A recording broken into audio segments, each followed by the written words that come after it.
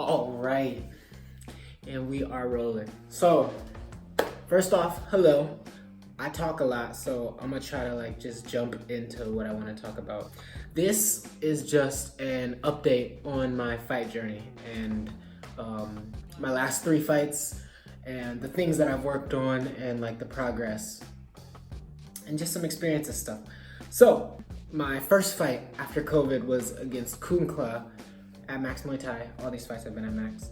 And it was just kind of like a get back into it fight, just to see where I was at, how my body felt. The fight was good. It was an okay fight. I listened really well, and I had some good combos and some good sweeps in that fight. But there were a lot of things that kind of just stuck out. They were like, okay, this is what we need to work on. It was really good, a good basis to figure out what I need to build on. The main thing from that fight that I did bad was I kept getting turned in the clinch, right? He would post his hand across my face and turn, and he would land some big knees on my back. So that's one thing.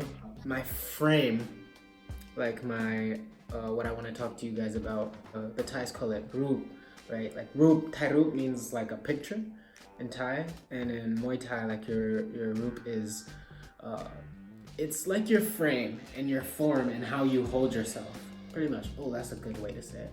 How you hold yourself, because it's not just keeping your composure and your stance. It's very all-encompassing. I can't find an English word that kind of encompasses all of it, other than how you hold yourself. I like that one. And I didn't knee as much as I wanted to. I didn't throw as many long knees in my combos as much as I would like. So that's 3 things that I wanted to work on from that fight with Kunkla. Right after that fight, when I was training for my next fight, that's when I was listening to one of Sylvie Van Douglas Itu's Muay Thai Bones podcasts, and where they talk about ruup in that episode. And if you go to her Muay Thai Bones podcast, she has the word ruup in the title, and you can find it. And that's where I first heard about it. Yeah, so I really wanted to practice that because I saw my ruup in my first fight start well in round 1 and then 2 and 3, and it kind of just deteriorated. So I really wanted to have good ruup throughout the whole fight, So I really worked that. How I worked that, I got really tired in training, and I just kept the same ruup. Even after the round ended, when I do push-ups in between rounds, I don't do them, I fake not tired pretty much. And I do my push-ups as best as I can, and then when I get up, I just have good posture, and then I walk to get a drink rather than just slouching and showing you're tired and breathing fast. Your breathing will get really fast. I controlled my breathing even when I'm not in the pad route. Kind of just just holding myself higher all the time, and it translates into a fight. And then I worked on better clinch positioning. I worked on that where I kept getting turned sideways. It's just weird because in fights, the person you fight they will do different things than your training partners will do, right? So you can clinch for hours and then see something new in the fight just because the people that you clinch with, they don't use the same techniques as the person that you're fighting, right? So going back and learning what to do there. And then I started seeing myself in it more in clinching and being able to okay, I might get there, pull my arm out. So having better eyes and better feel for when that might be coming. Oh, and I knew I was fighting Boonlai for fight number 2, so I watched a lot of film on Boonlai. And I just saw that he loved his kicks, right and left kicks. He kicked a lot, so I practiced checks a lot. And how I did that, every morning I would have these 2 kg dumbbells, and I would have 2 out of my 5 rounds of shadow boxing where I just hold my hands here and I just bring my knees up to check on the inside. Oh yeah, like this, boom. Just standing as tall as I can and just keeping this frame. And I would do that for a 5-minute round, just as fast as I can. Boom, boom, boom, boom. A few rounds of that, and just kind of building that muscle memory to just have my knee come up every time as fast as I can. So those were the 3 things I worked on. And then fighting Boonlai, my ruup was much better. Round 1, 2, and 3, it was much better composure and holding myself. and it affects your mindset, right? So like if you're tired, your mind says I'm tired, and then your body says okay, we're tired. So you like slouch and you start breathing faster, and then you're tired, right? But if your mind says I'm tired, and then you keep your ruup and you keep your shoulders up and you keep controlling your breathing, you kind of like go back to your brain like, no, we're not tired. We're not that tired, at least, you know? So that was one thing I noticed. And my combos improved in the fight with Muay.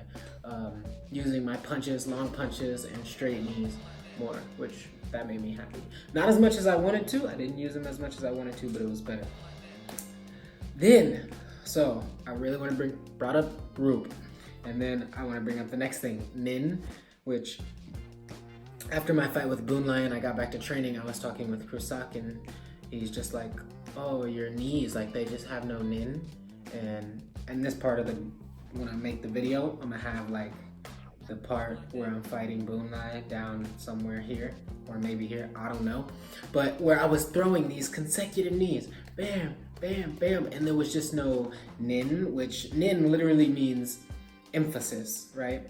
So it's like, it's power, it's stab, it's like this effect, right? The knee, you can knee, it's like the American equivalent to marching band knees, where people are just kneeing, but they're not doing anything, right? Like maybe the knees are scoring, but they're not doing anything. Maybe they're scoring for IFMA standards, but they're not doing anything, aka they're not scoring for like for a lot of 5-round Muay Thai standards.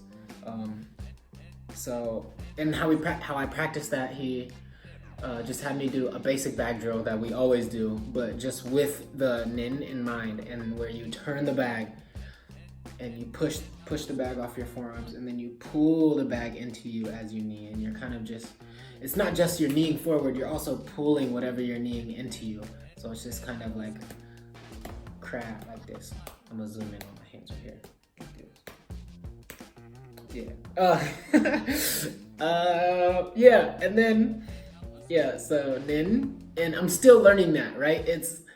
There's a lot of things that go into having good nin. It's when you need to create the space to have the nin, right? So you can't just be in the clinch with this person and just knee, I'm trying to knee as hard as I can, you know, I'm trying to have as much nin as I can. You have to create that space. That's why when you do this drill, you push, right? And you scoot your hips back, creating enough space for you to have nin. And then you step, knee, right? So you have to like make space. You have to be able to take away space in order to have really good nin. So in your knees.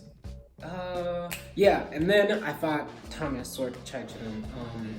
So for the fight with Thomas, it was a really good fight. I didn't watch any film. I watched one fight of his, and that was it. I saw he was really good. I've heard some good things about him.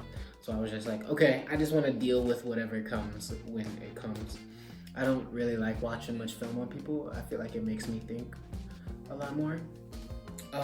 So yeah, I just dealt with him as it came. I did really well with my straight punches and straight knees this fight. I thought a lot of my knees kept getting, he would check the inside of my thigh. As my knee was coming in, he would prick up his check and hit it, and so that kind of deterred my knees off. Maybe my knees were coming too wide. It should have been straighter. But I threw more, which is the key. No, it's not the key, but I had more confidence in throwing my punches and knees, which is the key. And then, yeah, it was just a good fight overall. I got my first cut. And yeah, that was it. So that's pretty much what I wanted to bring up to you guys. I wanted to bring up ruup and nin, and I want you to really think on these things, because these are things like ruup and nin are, we don't have English equivalents. We have English similarities that we use, right? Like composure and all the things that I've said, but it's not talked about in like the native language that the sport is native of. So I think these words are just more all-encompassing for a lot of English words. And I want you guys to like think about these things, and how can you have better nin, you know, like doing that bag drill that I showed, and yeah, other ways, and even in clinching too, using that bag drill, then try to when you're clinching, open space, knee, turn, taking away and creating space in the clinch. Just enough space, not too much, right? You don't want to pull them all the way back out. Just enough space to get your knee off. Yeah, and that's pretty much it for that. I fight the 24th at Max Muay Thai again. So yeah, tune in. Oh yeah, shout out to my sponsors, Economic Properties. Bam. Ruup. Bam. I don't know if this is actually gonna be in the official video. I'm just trying something new. Crew Patrick of Valor Training Center. Bam. Or maybe Bam somewhere. I don't know. And shout out Muay Thai Graham. Bam. Bam. Thank you guys. Have a good day.